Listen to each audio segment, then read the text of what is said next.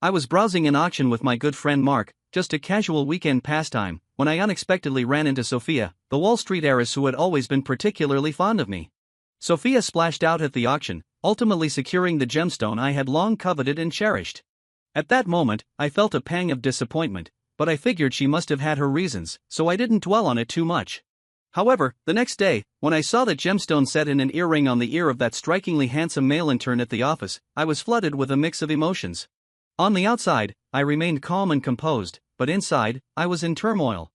I called my friend who worked at the boutique, purchased the same design, and had 200 pairs of earrings custom-made and delivered to Harvard University's dormitory building number 1. If she wanted to give them away, I'd make sure she had plenty to give. On a whim, I also had my lawyer draft a divorce agreement, planning to present it to Sophia at the right moment. That day, all the students in Harvard's dormitory building number 1 received gifts from the CEO of Umeng Technology, except for that male intern. The story is about to begin. If you like it, remember to subscribe. When Sophia entered the banquet hall with David, the atmosphere was at its peak. The young and handsome guy was affectionately linked arm in arm with Sophia, beaming with a bright smile. The crowd that had been surrounding me dispersed instantly, their faces now wearing a mix of sympathy and awkward grins. I never expected that Sophia would actually bring him out in public. We were a marriage of convenience, our families being two of the most prominent Wall Street dynasties. I had thought she would at least give me some face, but I was proven wrong. What's going on with everyone? Are they all mesmerized by the new secretary? I offered an explanation on her behalf, and the crowd finally seemed to understand.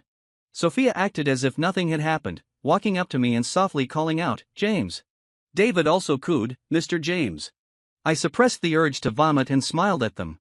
We're all adults here, there's no need to wear our emotions on our sleeves, especially in this circle where the most important skill is the art of disguise. You have to pretend to be happy even when you're not, and like someone even when you despise them. Besides, Sophia's status meant that causing a scene would benefit no one. However, when I saw the gemstone on David's earring, my heart instantly turned cold.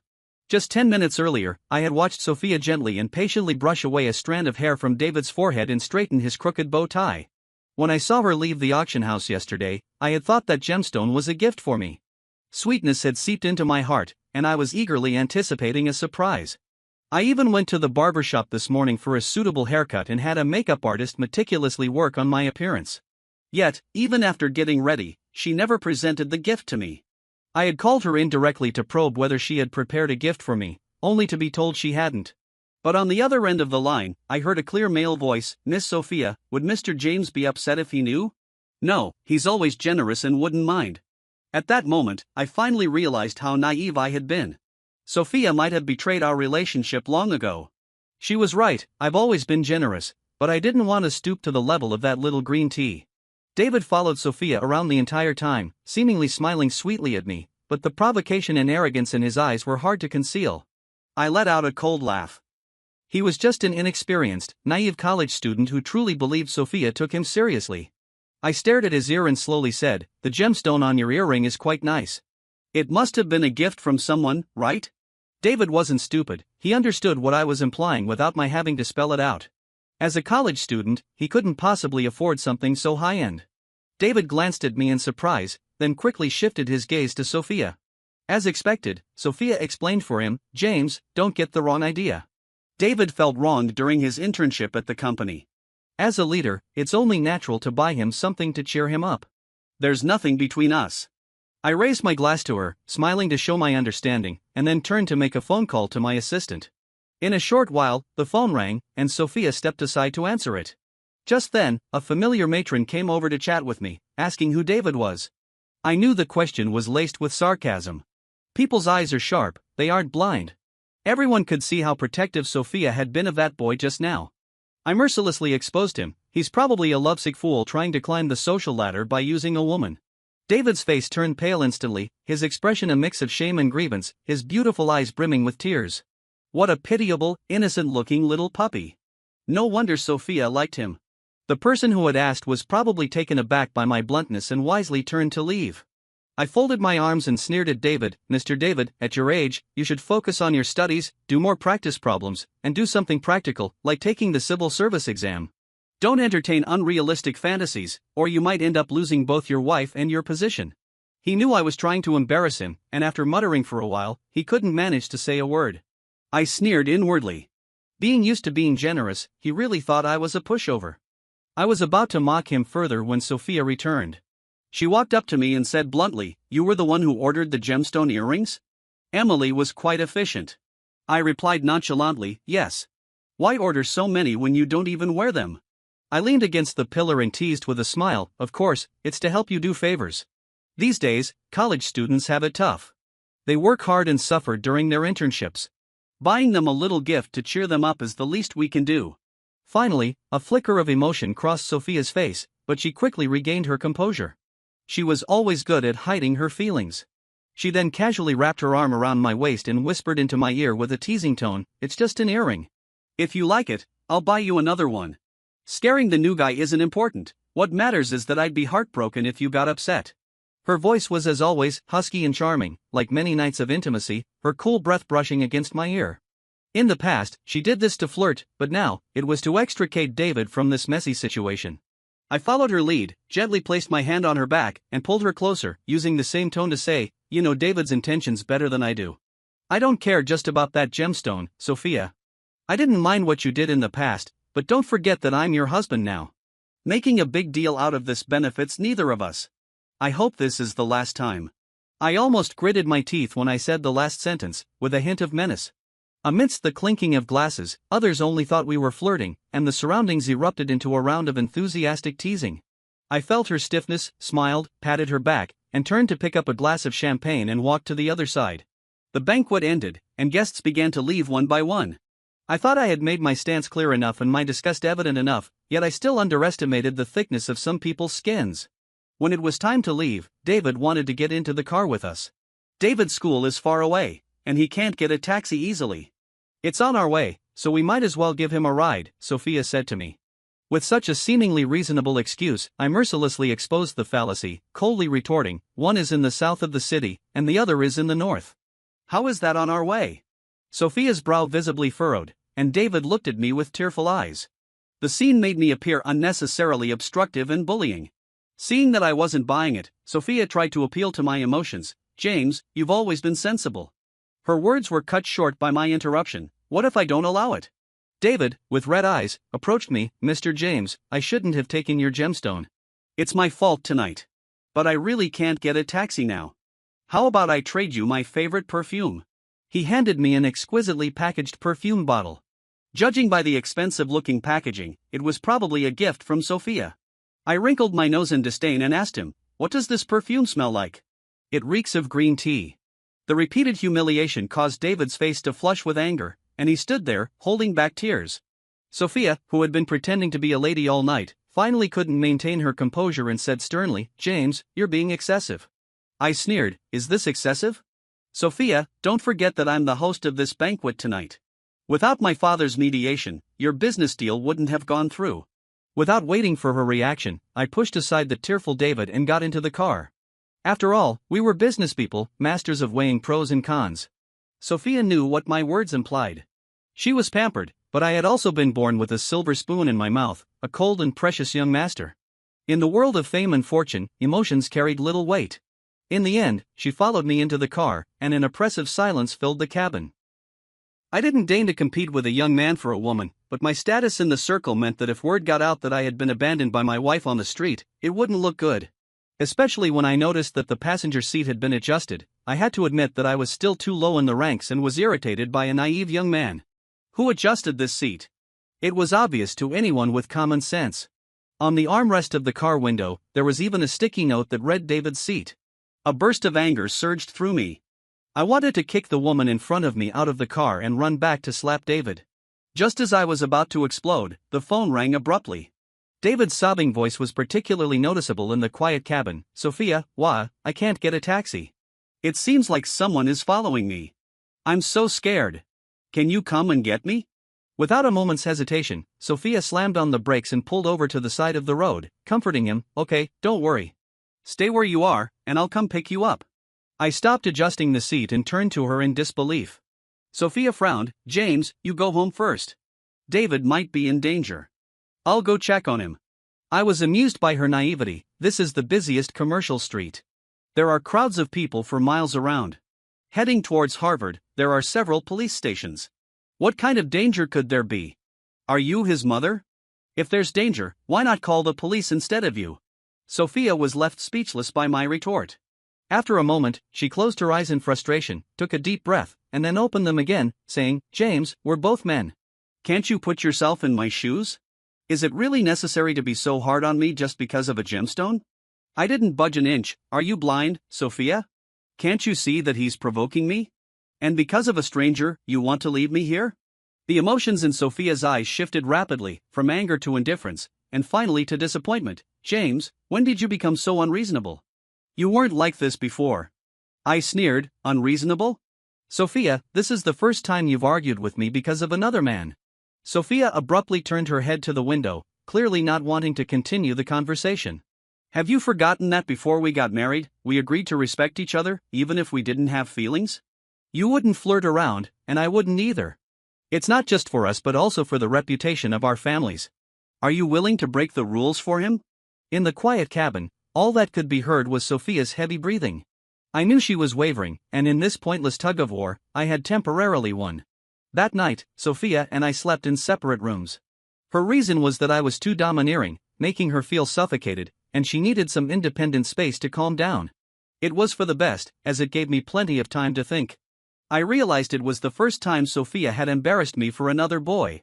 The Sophia family and the James family were old acquaintances, but Sophia and I hadn't met many times. I had only heard a few stories about the eldest daughter of the Sophia family from the elders, and my initial impression of her was that she was an uneducated, spoiled rich girl. However, at the arranged marriage banquet 3 years ago, I had to admit that I was attracted by her unique charm. Beneath her pretty and elegant appearance lay a witty and humorous heart, and she handled problems with ease. So when our parents proposed the marriage, I agreed. With our family backgrounds and education, we appreciated each other and quickly became engaged. I never thought about whether I loved her or not. Growing up in a business family, the first lesson I learned was to weigh pros and cons. After marriage, we each held shares, and the two companies achieved an unprecedented integration. Our careers also flourished. I always thought that Sophia and I were the best choices for each other after weighing the pros and cons. But somehow, she seemed to have started liking me. The once arrogant Wall Street heiress would cuddle with me in the middle of the night, cooing and acting cute, burying her head in my shoulder and rubbing against me. In the cold winter, she would wrap my cold feet in her flannel pajamas. I would also make her red sugar water during her menstrual period and tilt the umbrella towards her in the rain, not minding that half of my shoulder got wet. Just a while ago, she told me, James, you will always be my first choice. But everything changed with David's appearance. After so many years of dealing with the world of fame and fortune, this was the first time I felt unprecedented exhaustion. My phone vibrated with a WeChat message from Sophia. Good night, James, along with a cute cat emoji. That's Sophia for you. Even during a Cold War, her emotions are always hard to read, and she still plays her part to the fullest. I had a bit of a headache from drinking last night and planned to make a cup of milk. However, I found a small crack in the ceramic cup I often used. I called the maid and asked who had touched it. She replied nervously, We don't know, sir. You told us not to wash it, and we haven't touched it. I had indeed said that. It was a custom-made cup by a pottery master I liked, which Sophia had specially ordered for me last year. She had even taken a detour to Germany while on a business trip to get it, and I had always cherished it. But now it had a flaw. The maid asked cautiously, should I get it repaired? I said no. Because it was precious, even the smallest flaw was irreparable. A few minutes later, a surveillance video appeared on my phone. In the video, David picked up my ceramic cup, then grinned mischievously and deliberately let go, dropping it into the sink. Sophia had actually brought him to my house. Yesterday's gemstone had upset me only because I regretted a good thing being wasted. David didn't deserve it. Wearing it on his ear was like putting a beautiful flower in cow dung. But now he had dared to enter my room, touch my cup, and wreak havoc on my territory. That was an outright provocation. A burst of anger surged through me, burning away all my rationality. I swept my hand across the table, and the exquisite porcelain cup shattered on the floor. Along with it, my marriage to Sophia was shattered as well. I walked into the room and called my lawyer friend. Hey, Robert, draft a divorce agreement for me as soon as possible. Given my status, if a cup has a crack, I'd rather let it shatter completely. Similarly, I don't want a woman who has been tainted. In the morning, Sophia was nowhere to be seen. The maid told me that she had left in a hurry after receiving a phone call. I thought it must have been from David again. After getting ready and having breakfast, I went to work on my own. At the company entrance, I was almost knocked over by a little boy. The porridge in his hand splashed all over my suit jacket. He was panicked and incoherent as he apologized, frantically pulling out tissues to wipe the stains off my coat. I instinctively wanted to say it was okay, but the boy suddenly knelt down, clutching my arm and begging for my forgiveness. It was summer, yet he was wearing an ill-fitting, tattered thick coat, and his face was dirty. The moment he looked up, I had an intuition that he seemed familiar, but I couldn't quite place it. Ignoring his odd behavior, I waved to the security guard to take him away. As I reached for a wet wipe, I realized that my phone, which had been in my pocket, was missing. Suddenly realizing what had happened, I grabbed the boy's arm and searched his coat pocket. Sure enough, my phone was there. A surge of anger rushed to my head. The boy finally seemed to realize the gravity of the situation, kneeling on the ground and sobbing as he apologized and pleaded for mercy. I looked coldly at the boy in front of me and gestured to the security guard to take him away, saying, "A child must learn to respect himself. It's not your fault that you were born into a bad situation, but you have hands and feet. You shouldn't resort to such despicable acts." This scene was witnessed by Sophia, who had just stepped out of her car across the street. From a distance, her gaze was filled with coldness and estrangement. She only saw the boy kneeling in front of me, crying and begging for mercy, without understanding the whole story. Perhaps in her eyes, I had always been someone who was high and mighty and lacked compassion. Last night, when she said I was too domineering and made her feel suffocated, she must have been referring to this kind of feeling. But what did it matter? A child who steals a needle when young will steal gold when grown up. If I don't discipline him now, there will be plenty of police to deal with him when he really gets into trouble. After a morning of meetings, it wasn't until noon that I had the chance to change my soiled clothes. The suit was one of my favorites, custom made by a designer I admired abroad, but now it was ruined. I sighed inwardly. Ever since David came into the picture, everything seemed to go wrong. In just one day and night, I had lost hundreds of thousands of dollars. The phone rang abruptly, and it was Robert asking about the divorce agreement. Just as I was about to answer, my assistant informed me that Sophia had arrived. I texted Robert back, saying we would meet in the afternoon. Sophia stormed in, followed by a tearful David. Sigh, young men these days are really too fragile. She sat down in front of me and sighed. Because of what happened last night, David was ridiculed and ostracized by his classmates. He almost had to sleep on the street. Was it necessary for you to be so ruthless? I calmly looked at them and suddenly laughed. So, when you were his lover, you were quite tough, but now you can't stand it anymore?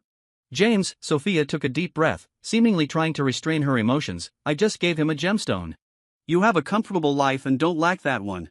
Why not just let it go? Why do you have to target him so much that he can't hold his head up in front of his classmates? I leisurely poured myself a cup of tea, took a sip, and only then looked at them again. I hadn't deliberately suppressed the events of yesterday. In fact, when I sent the gifts, I had my assistant exaggerate and tell stories about David's disgraceful deeds. Now, probably the entire Harvard University knows about David's thinking about marrying a swan. As a century-old prestigious institution, Harvard is always in the spotlight, and even the slightest disturbance can make headlines. The university's board of directors would certainly not tolerate students with improper conduct. Indeed, I am not short of fine things. But wasn't I doing you a favor? Moreover, the gifts received by over 200 people in their dormitory building are not even comparable to the gemstone on David's earring. I was clearly helping him improve his relationships with his classmates. So, Mr. David, have your classmates thanked you? Thanks to you, they all received gifts. David, who had been hiding behind the scenes like a coward, stepped forward eagerly and said, Mr. G, I apologize to you, okay? Please let me off the hook. I was wrong yesterday. Don't argue with Sophia. She didn't sleep all night, and I'm really worried. As he spoke, he was on the verge of tears. I really couldn't stand this delicate young man. I sneered, Sophia, your little lover is quite considerate of you. Even when he's in trouble, he still cares about you. James. Sophia scolded me. I didn't budge an inch and slammed the teacup in my hand onto the coffee table. You want me to apologize to David? Are you kidding me? When have I, James, ever backed down? Growing up, everyone has always revolved around me, following my orders and heeding my opinions. My parents have never even touched a hair on my head. Sophia, what kind of daydream are you having? I folded my arms and looked at the two clowns in front of me with amusement. Perhaps stimulated by my contemptuous attitude, for the first time in 3 years of marriage, Sophia lost her temper. She smashed the set of teacups on the coffee table and left the office in a rage, dragging David along. I looked regretfully at the shattered pieces on the floor, another loss of hundreds of thousands of dollars. An hour later, I received a message on my phone that Sophia was blatantly taking David on a business trip. It seemed that divorce needed to be put on the agenda sooner, and the division of property had to be replanned. In the evening, when I met with Robert, he also said that I was too domineering and that women usually prefer gentle and considerate men. My tough attitude had instead aroused Sophia's protective instinct towards David. What a joke! There was no way I would back down. I, James, am wealthy, handsome, and capable. I am not short of women. I can remain chaste for the sake of marriage, so why can't Sophia be honest and faithful? Robert teased with a smile, but I think David is quite similar to you. Maybe Mrs. Sophia is just looking for a younger version of you from your past, reminiscing about old times? I punched him without hesitation. Don't disgust me. Hey, I'm serious. His short hair is like a carbon copy of you in college. What do you think Mrs. Sophia is after? She has a perfectly good real husband but prefers to coddle a knockoff. His words reminded me that when I first saw David, I had a sense of déjà vu. Who knows? Maybe he is a bit gentler and more sensible. The sharp alcohol made my head feel heavy, and it wasn't until I was about to leave that I remembered the important matter. Is the divorce agreement ready? Yes. But when do you plan to bring it up with her? At the end of the month. It's the old man's birthday, and I'll give Sophia a big gift then. There were still 2 weeks left until the end of the month, enough time for me to finalize the division of assets and plan my next steps. My marriage with Sophia wasn't just a matter between two people, it involved too many interest disputes, so I had to be extremely careful and meticulously settle the accounts. However, I didn't forget to keep an eye on Sophia and David's every move. I just didn't want to dirty my own eyes by being a peeping Tom, so I left the task to my assistant. It wasn't that I still had lingering feelings for her, it was just to gather evidence of Sophia's infidelity during our marriage, in order to secure the best possible outcome for myself. So every evening, I would receive screenshots from social media. Judging from the screenshots, David's social media feed was updated very frequently, his boss accompanying him shopping, skydiving together, working overtime together, traveling to Iceland to see the northern lights, and experiencing scuba diving. There was even a more disgusting post showing their hands intertwined with the caption, "Recording our first time in bed." I read through each one, shocked at what kind of fool Sophia had found. How could he dare to post such things online? He really had no shame left. Reading these posts made me feel like my eyes were being dirted. Fortunately, tomorrow was the old man's birthday, and these annoying matters would finally come to an end. The next day after work, Sophia unexpectedly called me, saying she would come to pick me up and we would go home together for dinner. This was the first time she had taken the initiative to contact me after such a long Cold War. Having seen their disgusting behavior, I was no longer surprised by anything they did. After all, they had already slept in the same bed. So when I learned the next day that Sophia was attending the family dinner with David, I wasn't surprised either. Especially when the car door opened and they sat side by side in the back seat, I calmly accepted my place in the passenger seat. The driver glanced at me awkwardly. "Sir, this." This time, I didn't argue or make a fuss. I just smiled reassuringly at the driver. "It's okay. I'll sit in the front." Compared to David's chatter, Sophia remained silent throughout the ride, her thin lips tightly pursed and her dark eyes filled with indiscernible emotions as she kept looking at me in the front seat. I pretended not to notice, leaning against the window and closing my eyes to rest. Upon entering the house, David greeted everyone with ease. He seemed to have a natural talent for ingratiating himself, and in just a few words, he had my mother-in-law beaming with joy. During the wait, he kept her entertained with stories about Sophia's amusing work experiences. Both Sophia and I were the type of people who rarely shared our work and life with our families. David's personality was clearly endearing to my mother-in-law. When asked about some trivial matters of Sophia's life, he answered fluently. I watched all of this calmly, my heart no longer stirred by anything. When we sat down at the dining table, David naturally followed closely beside Sophia.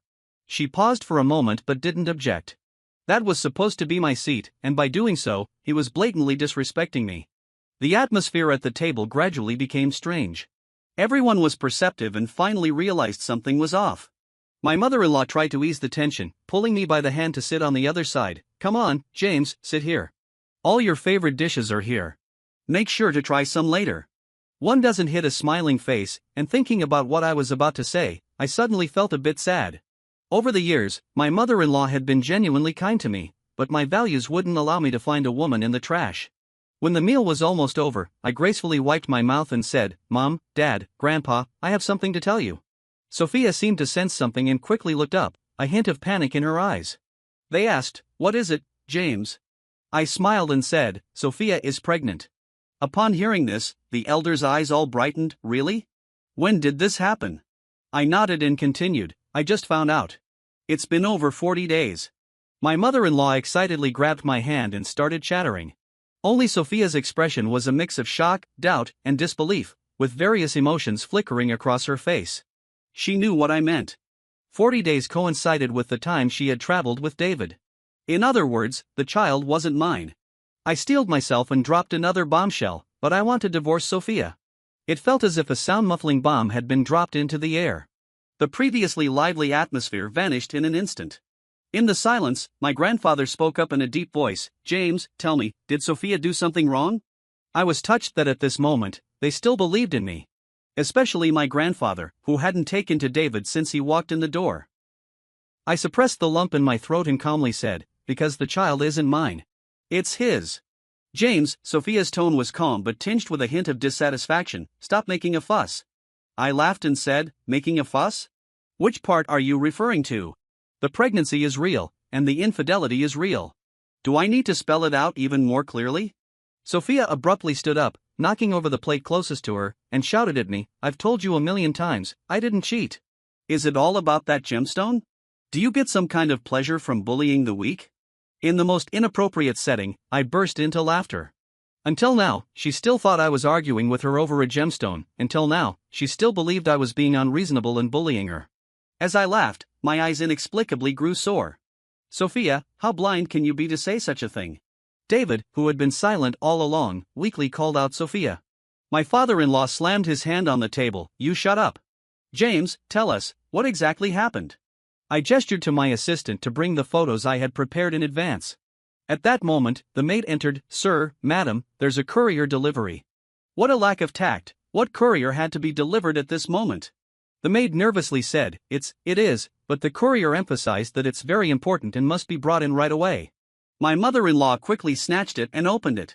As she looked through it, her face grew increasingly ugly. Inside were various explicit photos of Sophia and David, some so graphic that I couldn't bear to look. "You wicked daughter!" Immediately, my mother-in-law threw the photos at Sophia and David's faces. The scene descended into chaos and arguments. My grandfather struck Sophia's back with his cane. "You disgraceful woman. You've ruined the reputation of the Sophia family." My mother-in-law covered her face and sobbed, "James, we're sorry for what we've done to you." The chaos and arguments seemed to be just as I had anticipated, but I didn't feel any sense of revenge. I quietly hid the photos I had yet to take out behind my back.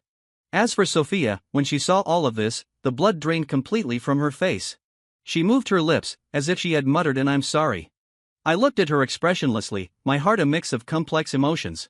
In just 3 years, what had once been a sensational high-society marriage had come to such a sorry state. But what did it matter? I wasn't the one who had caused all of this. It wasn't in my nature to endure grievances quietly. Often, taking a step back only emboldened others to push further, and it didn't lead to a broader horizon. These consequences were what they deserved. After that day, I returned to my own home. My parents were aware of the situation with Sophia and tactfully avoided mentioning it, giving me great respect. My mother tentatively asked a few times, "What about the child? Does Sophia plan to keep it?" My answer was that I didn't know. The child wasn't mine, and whether she kept it or not was her decision, not mine. My mother was heartbroken by my situation and let me rest at home for 2 weeks. Since I was too lazy to move around, she treated me like a baby, feeding me daily. In just a few days, my complexion visibly improved, and I even gained 2 kilograms. I lived carefree for a few days. Half a month after returning home, Sophia sought me out. The usually proud and self-satisfied woman had red eyes and looked at me sorrowfully. "James, can we not divorce? Do you mind that the child isn't yours? I'll have an abortion, and we can start over. I promise to treat you well from now on." It was as if I had heard the most absurd joke in the world, and I laughed mercilessly. "Why should your child be aborted?"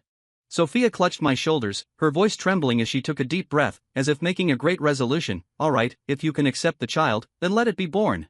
I believe you will treat him as your own. Can we not divorce?" I looked at the woman in front of me in shock. That high and mighty lady, who had always been pampered and adored, could actually be so humble at this moment. But at this moment, all I felt was numbness. "Sophia, there's no need for this. I must divorce you. I'll send you the division of assets later. I've tried to be fair and just. If you have any objections, you can always communicate with me. Sophia stood there, frozen, opened her mouth, and her voice trembled noticeably. Is there really no way back?